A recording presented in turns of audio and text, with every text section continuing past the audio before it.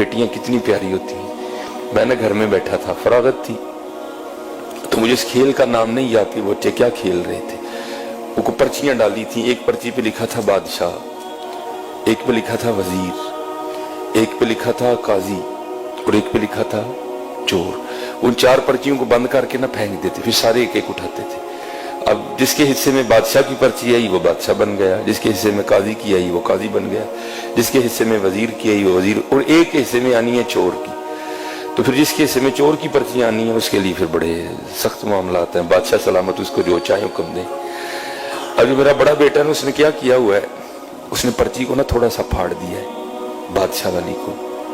تو بیٹیوں کو نہیں پتا چل رہا کہ بڑا بھائی ہمارے ساتھ کیا کر رہا ہے, تو وہ بار بار بادشاہ بن رہا ہے. وہ بیچاری کبھی کوئی چور بن رہی ہے, کبھی وہ کسی کو کہہ رہا ہے میری جوتی پالش کرو, کسی کو کہہ رہا ہے. میں بیٹھا دیکھ رہا ہوں سارا. میں نے کہا یار ایک ہی کرنا ہے. میں نے کہا جی مجھے بھی کھلاؤ.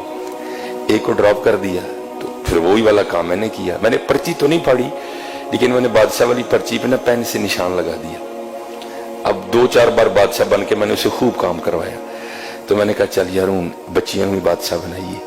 تو میں نے اپنی بڑی بیٹی کو کہا کہ یہ جس پہ نشان لگا نا تو نے یہ پرچی اٹھانی ہے. اب بادشاہ والی اس نے اٹھا لی, تو میرے حصے میں آ گئی چور والی پرچی.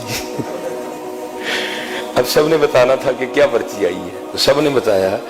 تو اینڈ پہ نا مجھے سارے کہتے ہیں جی بابا آپ کیا بنے ہیں. تو میں نے کہا جی میں چور بنا. میں حضور کے ممبر پہ بیٹھا ہوں, میں جھوٹ نہیں بولوں گا. میری چھوٹی بیٹی رو پڑی اور میرے گلے لگ کے کہتی میرے بابا چور نہیں ہے. میرے گلے لگ کے رو پڑی. خدا ممبر پہ بیٹھا ہوں حضور کے, میں جھوٹ نہیں بول رہا. حالانکہ میں ایسی باتیں نہیں سناتا, یہ آپ کی دلجوئی کے لیے سنا رہا ہوں کہ بیٹیوں کے لیے کبھی ایسا فکرہ نہیں بولنا. یہ رحمت ہوتی ہے. میں ممبر پہ بیٹھا کہہ رہا ہوں, میرا اللہ گواہ ہے اس بات کا. ہاں میں ایسی باتیں نہیں سناتا. وہ میرے ساتھ لگ کے نہ رو پڑی, حقیقتاً رو پڑی, اور کہتی میرے بابا چور نہیں. یہ رحمت ہے. بیٹیوں سے محبت کروا دیں.